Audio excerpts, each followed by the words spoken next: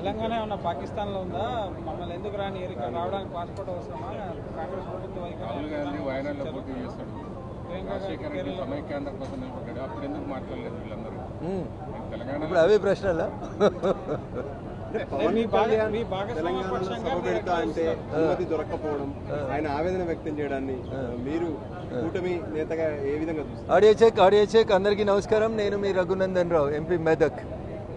ముందుగా తెలంగాణ రాష్ట్ర ప్రజానికానికి అందరికీ కూడా తెలంగాణ రాష్ట్ర ఆవిర్భావ దినోత్సవం సందర్భంగా శుభాకాంక్షలు తెలియజేస్తూ, తెలంగాణ రాష్ట్ర సాధనలో అమరులైనటువంటి సుమారు 1200 మంది విద్యార్థులకి, విద్యార్థిని సోదరీమణులందరికీ కూడా ఈ సందర్భంగా ఆ అమరవీరులందరికీ కూడా నేను శిరస్సు వంచి నమస్సుమాంజలు తెలియజేస్తూ, తెలంగాణ రాష్ట్ర సాధన తర్వాత జరుగుతున్నటువంటి అనేక రకాలైనటువంటి పరిణామాలు ఆ అమరవీరుల ఆత్మలని కొన్ని సందర్భాల్లో ఇబ్బంది పెట్టినట్టుగా మేము భావిస్తూ ఉన్నాం. కానీ ఏదేమైనప్పటికీ కూడా తెలంగాణ రాష్ట్ర ఏర్పాటు గత 6 దశాబ్దాల సుదీర్ఘ భారతదేశ చరిత్రలో ఒక పోరాటం. ఇడ్లీ సాంబార్ గో బ్యాక్ దగ్గర నుంచి మొదలుకొంటే తెలంగాణ రాష్ట్ర సాధన వరకు జరిగినటువంటి పోరాటంలో 69లో చనిపోయినటువంటి 369 మందికైనా, ఆ తర్వాత జరిగినటువంటి 2001 తర్వాత జరిగిన ఉద్యమంలో చనిపోయినటువంటి అమరుల ఆత్మలకి శాంతి చేకూరాలని, తెలంగాణ రాష్ట్రం దేశంలోనే అగ్రగామిగా నిలబడాలని, అదే ఆ అమరులకి మనం ఇచ్చేటువంటి అసలు సిసలు నివాళిగా నేను భావిస్తూ, ఈరోజు ఏ గడ్డ మీదకైతే వచ్చి యాదిరెడ్డి లాంటి సోదరులు అమరులై రాష్ట్ర సాధన కోసం పోరాడినరో వారందరికీ కూడా మరొకసారి శిరస్సు వంచి నేను అభినందనలు, వారి అమరత్వానికి జోహార్లు తెలియజేస్తా ఉన్నాను. జై హింద్, జై తెలంగాణ. సార్, మీ భాగస్వామ్య పక్షి జనసేన అధినేతని తెలంగాణలో సభ పెట్టలేకపోవడం, తెలంగాణ నవసంకల్పాన్ని ఒక తెలంగాణ సమస్యలపైన ఆయన మాట్లాడేందుకు ఒక సభ పెట్టుకున్నారు, దానికి అనుమతించలేదు. ఎట్లా చూస్తారు దీన్ని? ఇది కాంగ్రెస్ పార్టీ. రేవంత్ రెడ్డి గారు అంటారు మా కాంగ్రెస్ పార్టీలో ప్రజాస్వామ్యం ఎక్కువ ఉంది, ఎవరైనా ఎక్కడైనా ఎప్పుడైనా మాట్లాడవచ్చు అని అంటాడు. మరి అట్లాంటప్పుడు పక్క రాష్ట్రం ముఖ్యమంత్రి వచ్చి ఒక సభ పెట్టుకుంటే కాంగ్రెస్ పార్టీకి వచ్చినటువంటి ఇబ్బంది ఏముందో నాకు అర్థం కాలేదు. దేశంలో అనేక మంది అనేక ప్రాంతాలకు వెళ్ళి మాట్లాడుతూ ఉంటాం. రేవంత్ రెడ్డి గారు ఢిల్లీ కూడా వచ్చి మీడియాతో చిట్ చాట్ చేస్తూనే ఉంటాడు. అట్లే ఇంకో రాష్ట్ర ఉప ముఖ్యమంత్రి పక్క రాష్ట్రానికి వచ్చి ప్రెస్ మీట్ పెడితే ఎవరికైనా, లేదా సభ పెడితే ఎవరికైనా అంత ఆందోళన చెందాల్సినటువంటి అవసరం అయితే నాకైతే ఏం కనబడతలేదు. అంటే తెలంగాణ పాకిస్తాన్లో ఉందా? మమ్మల్ని ఎందుకు రానివ్వరు? ప్రజాస్వామ్య దేశం, కానీ ప్రభుత్వం ఇట్లా వ్యవహరించడం సరికాదంటారు. అది నేను అదే చెప్తా ఉన్నాను. ఎవరు ఎక్కడ సభ పెడతామన్నా, ఏ నాయకుడు పోయి ఏ రాష్ట్రంలో సభ పెడతామన్నా అభ్యంతరాలు చెప్పాల్సినటువంటి అవసరం అయితే ఎవరికి ఉందని నేను అనుకోవట్లేదు. మరి కాంగ్రెస్ పార్టీ రేవంత్ రెడ్డి గారి నాయకత్వంలో ఎందుకు ఆ సభకు అనుమతి ఇవ్వలేదో కాంగ్రెస్ పార్టీ చెప్తే బాగుంటుంది అనేది. ప్రభుత్వం కూడా దృష్టి సారించాలి. బెంగాల్లోకి అమిత్ షా రానివ్వరన్నారు, కానీ అక్కడ బెంగాల్ ప్రజలు టీమ్షీకి పోటీ చెప్పారు. కేంద్రం కూడా తెలంగాణపై దృష్టి పెట్టాలని చెప్పి ఆయన కోరుతున్నారు. తెలంగాణ, భారతీయ జనతా పార్టీ రెండింటి మధ్యలో అవినాభావ సంబంధం ఉంది. భారతీయ జనతా పార్టీ లేకపోతే తెలంగాణ రాష్ట్రం లేదు.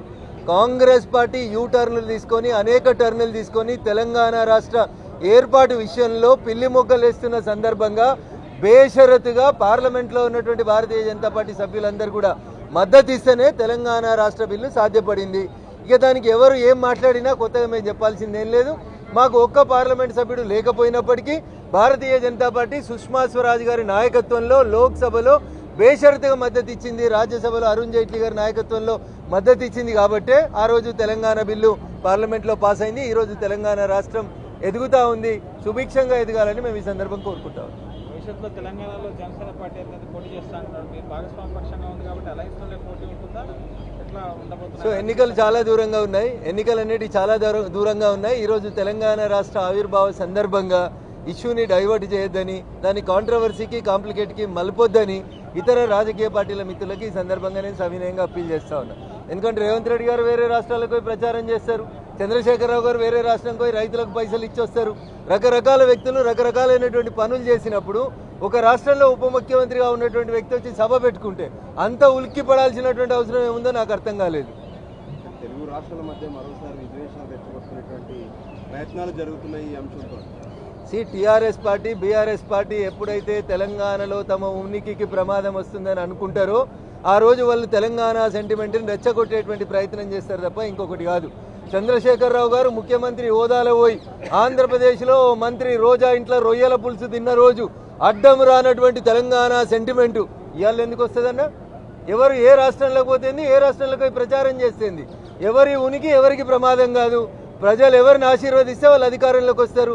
దానికి ఆ రాష్ట్రం ఈ రాష్ట్రం, మరి మన పక్క రాష్ట్రం పోయి ముఖ్యమంత్రులు ఉన్నప్పుడు పక్క రాష్ట్రం పోయి రొయ్యల పులుసు తిన్న రోజు ఈ కవితమ్మ యాడున్నది? అదే తండ్రి పక్కన ఉన్నది కదా. ఆ రోజు మాట్లాడి ఉండాల్సింది, నాయన ఆంధ్రప్రదేశ్లో రొయ్యలు తింటే అపరాధం అవుతుందని చెప్పు ఉండాల్సింది కదా. ప్రాంతాలుగా విడిపోదాం, ప్రజలుగా కలిసిందాం. This is our slogan, we stand for it. ఎవరు వచ్చినా ప్రజలు ఎవరిని ఆశీర్వదిస్తే వాళ్ళే నాయకత్వం వహిస్తారు తప్ప ఇట్లా ఈ ఉడత ఊపులకు భయపెట్టుకుంటూ పోయేటువంటి అవసరం భారతీయ జనతా పార్టీకి లేదు. అరే Pawan Kalyan is a part and parcel of NDA. How can you separate him? ఏ రాష్ట్రంలో ఉంటుంది? వారు ఎన్డీఏ భాగస్వామ్య కూటమిలో ఉన్నారు, ఉంటారు. ఎన్డీఏ భాగస్వామ్య కూటమిలో ఉన్నటువంటి వాళ్ళు వేరే రాష్ట్రాలకు పోవద్దని ఏమైనా ఉందా? తప్పకుండా పోతాం. దాన్ని మీరు అడ్డుకునేదేముంది? మీకు ఉన్నదేందని అడ్డుకునేదేందని. భారతీయ జనతా పార్టీ కాశ్మీర్ నుంచి కన్యాకుమారి దాకా ఒంటరిగా అన్ని బూతులలో గెలవడానికి మేము ప్రయత్నం చేస్తా ఉన్నాం. మా భాగస్వామ్య పక్షాల నాయకులు ఎవరైనా మా రాష్ట్రానికి వస్తా ఉన్నా, ఏ రాష్ట్రానికి వస్తా ఉన్నా ప్రజాస్వామ్యబద్ధంగా స్వాగతిస్తాం. దాంట్లో ఇబ్బంది పడాల్సినటువంటి అంశం ఏముంది? అట్లాంటి అదే కాంగ్రెస్ పార్టీ బిల్లు పెట్టిన రోజు అదే లగలపాటి పెప్పర్ స్ప్రేలు కొట్టిండు. మరి తెలంగాణ బిల్లు వద్దన్నాడు. మరి పొన్నం దానికి కూడా సమాధానం చెప్పాలి కదా. వద్దనేటోళ్ళు వద్దంటూనే ఉంటారు. వచ్చింది కదా రాష్ట్రం, సాకారమైంది కదా, పాలించి దానికి మంచి ప్రజలకి మేలు చేయాలనేది కాంగ్రెస్ పార్టీకి ఈ సందర్భంగా నేను చెప్పేటువంటి సూచన. లగడపాటిని హైదరాబాద్ రాణిస్తలేదా కాంగ్రెస్ పార్టీ? లగడపాటితో సర్వే చేయించుకుంటలేడా రేవంత్ రెడ్డి గారు? కాబట్టి మాటలు అవసరం ఉన్నప్పుడు సెంటిమెంట్ని రెచ్చగొట్టడానికి వాడడం అనేది సరి అయింది కాదనేది నా భావన. Thank you.